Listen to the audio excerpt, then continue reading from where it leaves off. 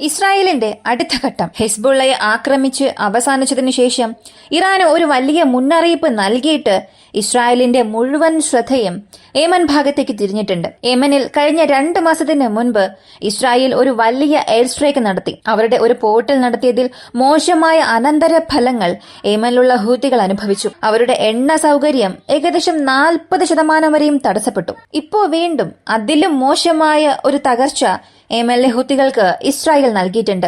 ഈ സംഭവം എങ്ങനെ നടന്നു? ഇതിന് തുടർച്ചയായി എന്തെല്ലാം സംഭവിക്കാൻ പോകുന്നു? പ്രധാനമായി ഇസ്രായേൽ ഇത്തവണ യമനിൽ ഒരു ആക്രമണം നടത്തിയതിന് കാരണം എന്താണ്? ഇവയെല്ലാം ഈ വീഡിയോയിലൂടെ വിശദമായി അറിയാം.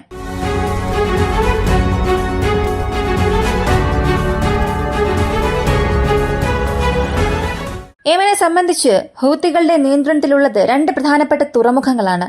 ഒന്ന് അൽ ഹുദൈദ പോർട്ട്, മറ്റൊന്ന് സലിഫ് പോർട്ടിലുള്ള റസീസ ഫ്ലോട്ടിംഗ് ടെർമിനൽ. ഇത് 2014 മുതൽ ഈ 2 തുറമുഖവും ഇവരുടെ നിയന്ത്രണത്തിലാണ്. ഈ ഭാഗത്തുള്ള രണ്ടാമത്തെ വലിയ തുറമുഖം ഇതാണ്. ഇങ്ങനെയുള്ള ഒരു പോർട്ട് ഹൂത്തികളുടെ നിയന്ത്രണത്തിൽ വന്നതിനു ശേഷം ഇന്ധന ആവശ്യങ്ങൾക്ക് വേണ്ടി ഒരു പോർട്ടിനെ വലിയ രീതിയിൽ തന്നെ ഉപയോഗിച്ചു. കാരണം സൈന്യം പോലുള്ള ഒരു വലിയ ഘടന ഒരാൾ നിലനിർത്തുന്നു എന്നുണ്ടെങ്കിൽ ഇതുപോലുള്ള മിസൈൽസ്, ആവശ്യമായ ലോഞ്ചേഴ്സ് ഇതെല്ലാം ഉപയോഗിക്കുമ്പോൾ ഇന്ധനം എന്നത് അവിടെ അത്യന്താപേക്ഷിതമായി മാറും. ഇന്ധനത്തിനായിട്ടുള്ള ആവശ്യകത ഒരുപാടുണ്ടായിരിക്കും.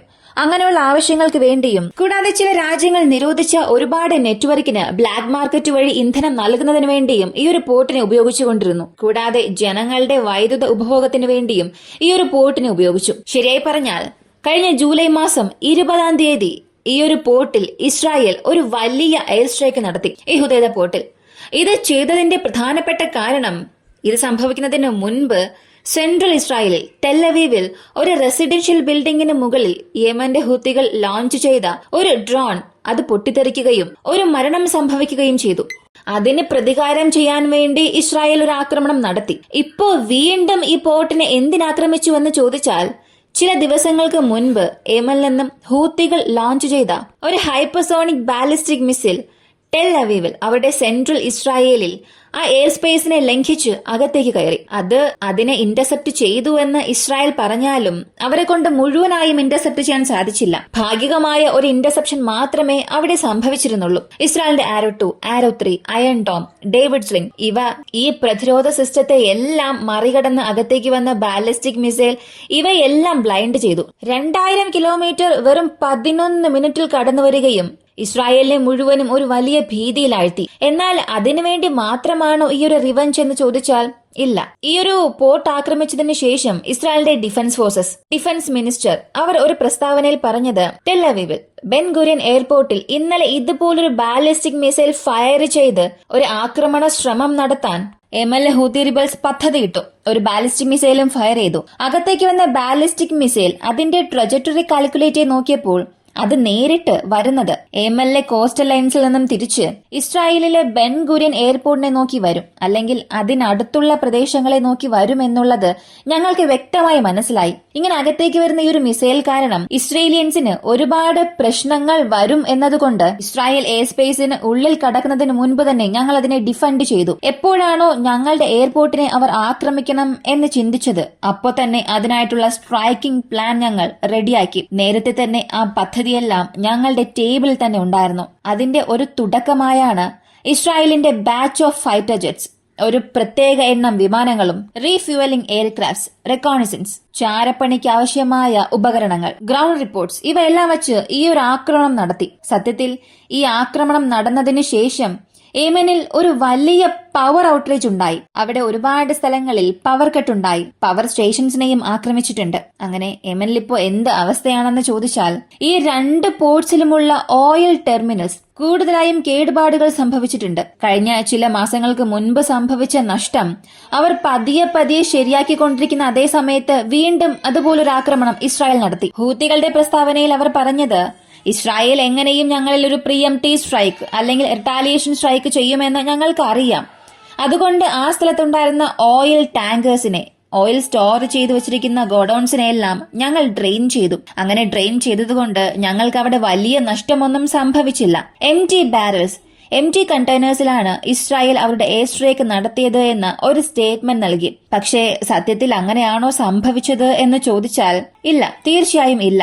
ഒരു വലിയ ഓയിൽ ഹബ്ബ് തന്നെ ഇസ്രായേലിന്റെ എയർ സ്ട്രൈക്കിൽ നശിച്ചു. അവിടെ ഒരു വലിയ തീ വിപത്തുണ്ടായത് വിഷ്വലി കൺഫേം ചെയ്യാൻ സാധിക്കും. അതിലും ഈ ഹുഡൈഡ പോർട്ടിൽ ഉണ്ടായതിനേക്കാളും റസ് ഇസ ടെർമിനലിൽ ഉണ്ടായ നഷ്ടമാണ് വലിയ രീതിയിൽ പറയുന്നത്. കാരണം എന്തെന്ന് ചോദിച്ചാൽ അതൊരു ടെർമിനൽ മാത്രം അല്ല, യമന്റെ നോർത്തേൺ സൈഡിൽ വളരെ ദൂരത്തിലുള്ള gas pipe lines, oil pipe lines എല്ലാം നേരിട്ട് ഈ തുറമുഖത്തിലേക്ക് വരികയും അതുവഴി ഇന്ധനം കപ്പലിലേക്ക് കയറ്റുക, ഇറക്കുമതി ചെയ്യുക, ഇങ്ങനെ പല ജോലികൾ ഈ അണ്ടർഗ്രൗണ്ട് പൈപ്പ് ലൈൻസ് വഴിയും ഈ പൈപ്പ് ലൈൻ നെറ്റ്വർക്ക് വഴി നടക്കുന്നുണ്ട്.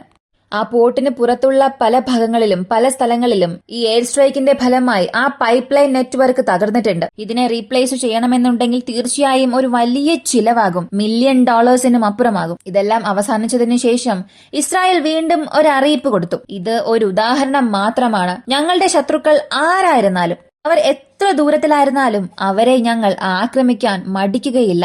ഇസ്രായേൽ സ്റ്റേറ്റ് ഇതിന് ആരെല്ലാമാണോ പ്രശ്നങ്ങൾ ഉണ്ടാക്കുന്നത്, അല്ലെങ്കിൽ ആരെല്ലാം ഈ സ്റ്റേറ്റ് ഓഫ് ഇസ്രായേലിനെതിരെ പ്രവർത്തിക്കണം എന്ന് ചിന്തിക്കുന്നുവോ, അവർ ലോകത്തിന്റെ ഏത് മൂലയിലായിരുന്നാലും ഞങ്ങൾ അവരെ ആക്രമിക്കുമെന്ന് ഇൻഡയറക്റ്റ് ആയി ഇറാനെതിരെയുള്ള ഒരു അറിയിപ്പും അവിടെ പുറത്തുവിട്ടു. ഹമാസ്, ഹിസ്ബുള്ള, ഹൂതീസ് ഈ 3 പേരെയും തുടർച്ചയായി ആക്രമിച്ചതിനു ശേഷം അടുത്ത ലിസ്റ്റിൽ ബാക്കിയുള്ളത് ഇറാൻ മാത്രമാണ്. ഒരുപക്ഷെ ഇറാൻ എന്തെങ്കിലും ചെയ്താൽ, അല്ലെങ്കിൽ ഇസ്രായേലിനെതിരെ ഒരു ഡയറക്റ്റ് അറ്റാക്ക് ചെയ്യണമെന്ന് ചിന്തിച്ചാൽ അല്ലെങ്കിൽ ചെയ്താൽ, ഇസ്രായേലിന്റെ ലിസ്റ്റിലുള്ളതുപോലെ ഇറാനിലും അടുത്ത ഒരു സ്ട്രൈക്ക് നടത്തും. എന്നാൽ ഇറാനെ ആക്രമിച്ചതിന് ശേഷം എന്ത് സംഭവിക്കാൻ പോകുന്നു എന്നുള്ളതാണ് ഒരു ചോദ്യം.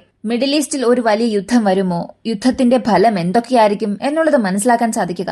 ഇനി എന്തുകൊണ്ട് ഇറാനെ ഇസ്രായേൽ ആക്രമിക്കുന്നു എന്നുള്ളതിനും ഒരു കാരണമുണ്ട്. IRGC കമാൻഡർ അബ്ബാസ് മരിച്ചു. അദ്ദേഹം കൊല്ലപ്പെട്ടതിന് ശേഷം ഒഫീഷ്യൽ സ്റ്റേറ്റ്മെന്റിൽ IRGC പറഞ്ഞത്, തീർച്ചയായും ഇതിനുള്ള റിവെഞ്ച് ഞങ്ങൾ എടുക്കും. അങ്ങനെ പ്രതികാരം എടുക്കുന്നതിന്റെ സമയവും സ്ഥലവും ഇറാൻ ഫിക്സ് ചെയ്യുമെന്ന് ഒരു സ്റ്റേറ്റ്മെന്റിൽ അവർ പറഞ്ഞു. ശരി, ഇറാൻ ചെയ്യില്ല, അതൊരു ഭാഗത്തേക്ക് മാറ്റിവെച്ച് ഹൂത്തികളിൽ ഇപ്പോൾ വലിയ ആക്രമണം നടത്തി. അതിന് അവരുടെ പ്രതികരണം എന്താണെന്ന് നോക്കിയാൽ അവർ ഒരു വാർണിംഗ് നൽകി. ഹൂതീസിന്റെ നേതാവ് തന്നെ കൊടുത്തു. ടെൽ അവീവ്, ആഷ്ഡോഡ്, ഇസ്രായേലിലെ തലസ്ഥാനം, അതിനടുത്തുള്ള ഈ സൗത്ത് ഈസ്റ്റേൺ സൈഡിലുള്ള ആഷ്ഡോഡ് പ്രവിശ്യയും എത്രയും പെട്ടെന്ന് ഹൂതീസിന്റെ മിസൈലുകൾക്ക് ഇരയാകും. ഡയറക്റ്റ് ഒരു വാർണിംഗ് തന്നെ നൽകി, ഇൻഡയറക്റ്റായി ഒന്നും പറഞ്ഞില്ല. ഈ 2 പ്ലേസിനെയും മെൻഷൻ ചെയ്ത് ഞങ്ങളുടെ മിസൈൽസിന് ടാർഗറ്റായി ഈ പ്രദേശത്തെ നൽകിയിട്ടുണ്ട് എന്നും പറഞ്ഞു. തീർച്ചയായും ഞങ്ങൾ ആക്രമിക്കും. അതിനുള്ളിൽ നിങ്ങളുടെ ജീവൻ രക്ഷിക്കണമെന്നുണ്ടെങ്കിൽ നിങ്ങൾ സുരക്ഷിതമായ സ്ഥലങ്ങളിലേക്ക് പോവുക എന്ന് അദ്ദേഹത്തിന്റെ അറിയിപ്പ് പുറത്തുവിട്ടു. ഇസ്രായേലിന്റെ ടെൽ അവീവ്, ഇസ്രായേലിന്റെ പ്രൈം മിനിസ്റ്റർ അവിടെ ലാൻഡ് ആകുമ്പോൾ ഒരു ബാലിസ്റ്റിക് മിസൈൽ ആക്രമണം നടത്തിയതിന് തന്നെ ഇത്രയും വലിയൊരു അനന്തരഫലങ്ങൾ ഹൂതീസിന് ഇസ്രായേൽ നൽകി. ഇപ്പോ അടുത്ത് ഡയറക്റ്റ് ഒരു മുന്നറിയിപ്പ് നൽകിയിട്ടുണ്ട്. അപ്പോ ഇങ്ങനെ ഒരു ആക്രമണം വീണ്ടും നടത്തിയാൽ തീർച്ചയായും അവർക്കുള്ള പോർട്ടുകൾ എല്ലാം റീകൺസ്ട്രക്ട് ചെയ്യുക എന്നുള്ളത് വലിയ പാടായിരിക്കും. എല്ലാവരും ഇപ്പോൾ ചിന്തിക്കാം, ഹൂത്തികൾക്ക് ഡയറക്റ്റ് ഇറാനിൽ നിന്നും ക്യാഷ് ഫ്ലോ ആകുന്നുണ്ട്, അല്ലെങ്കിൽ ഇറാനിൽ നിന്നും ഒരുപാട് ഫണ്ട്സ് വന്നുകൊണ്ടിരിക്കുന്നുവെന്ന്. ഇപ്പോൾ ഈ ഒരു പോർട്ടിൽ നടത്തിയ ഈ ഒരു അറ്റാക്സിൽ ഹൂത്തികൾ മാത്രമല്ല ബാധിക്കുന്നത്. ഹ്യൂമാനിറ്റേറിയൻ എയ്ഡ് എന്ന ഒന്ന് യമനിലേക്ക് വരുന്നുണ്ട്.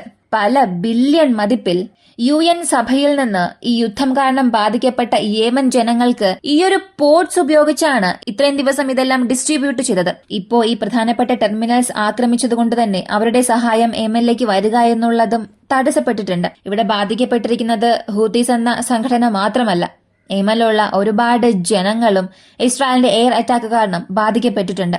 അപ്പോൾ വീണ്ടും ഇവർ ഒരു ആക്രമണം നടത്താൻ പോകുന്നു, ഡയറക്റ്റ് ടെൽ അവീവിനെ ആക്രമിക്കാൻ പോകുന്നു എന്ന് പറഞ്ഞതിലൂടെ നാളെ അത് യഥാർത്ഥത്തിൽ സംഭവിക്കുകയാണെങ്കിൽ അതിന് ഇസ്രായേലിന്റെ തിരിച്ചടി തീർച്ചയായും വളരെ ഹാഷായിരിക്കും. ലോകത്തിന്റെ പല നേതാക്കൾ ലെബനൻ ക്രൈസിസിനെ കുറിച്ച് ഇപ്പൊ സംസാരിക്കാൻ തുടങ്ങിയിട്ടുണ്ട്. റഷ്യ, ചൈന, യൂറോപ്യൻ യൂണിയനിലെ പല രാജ്യങ്ങൾ എല്ലാവരും ഹിസ്ബുള്ളയുടെ നേതാവ് കൊല്ലപ്പെട്ടതിനെ തുടർന്ന് ഇസ്രായേലിനെതിരെ അവരുടെ അഭിപ്രായങ്ങൾ അറിയിക്കുന്നുണ്ട്. കാശ്മീരിൽ പോലും ഇത് സംബന്ധിക്കുന്ന ചില ഘോഷയാത്രകൾ നടത്തി. ഇദ്ദേഹത്തിന്റെ മരണത്തിൽ ഇറാഖിലുള്ള ഒരുപാട് സംഘടനകൾ, ഇറാൻ, ഇവരെല്ലാവരും 3 മുതൽ 5 ദിവസം വരെയും ദുഃഖമാചരിക്കും എന്നും പറഞ്ഞിട്ടുണ്ട്. മറ്റൊരു അപ്ഡേറ്റ് ഇറാനിൽ നിന്ന് വന്നത്, അയത്തുള്ള ഖമേനിക്ക് സെക്യൂരിറ്റി ടൈറ്റ് ആക്കിയിട്ടുണ്ട്. 5 ലെവൽ സെക്യൂരിറ്റി വരെയും ഇപ്പോൾ വർദ്ധിപ്പിച്ചിട്ടുണ്ട് എന്ന് പറഞ്ഞിട്ടുണ്ട്. അപ്പോൾ അയത്തുള്ള ഖമേനിയുടെ ഈ സുരക്ഷ വർദ്ധിപ്പിച്ചതിലൂടെയും ഇസ്രായേലിന്റെ അടുത്ത ടാർഗറ്റ് ഇദ്ദേഹമായിരിക്കുമോ എന്നുള്ള ഒരു ഭയവും ഇറാൻ മുഴുവനും അധികമാകാൻ തുടങ്ങിയിട്ടുണ്ട്. ഇസ്രായേലിനെ സംബന്ധിച്ച് അവരുടെ പദ്ധതികൾ ഓരോന്നായി അവർ അച്ചീവ് ചെയ്തു. അവർ എന്തെല്ലാമാണോ ലിമിറ്റ്സ് സെറ്റ് ചെയ്തത് അവയെല്ലാം ഓരോന്നായി അച്ചീവ് ചെയ്തുകൊണ്ട് വരികയാണ്. അതിൽ അവസാനമായി അവർ ചെയ്ത് അവസാനിപ്പിച്ചതാണ് ഹൂതീസിന്റെ പോർട്ട് ആക്രമണം.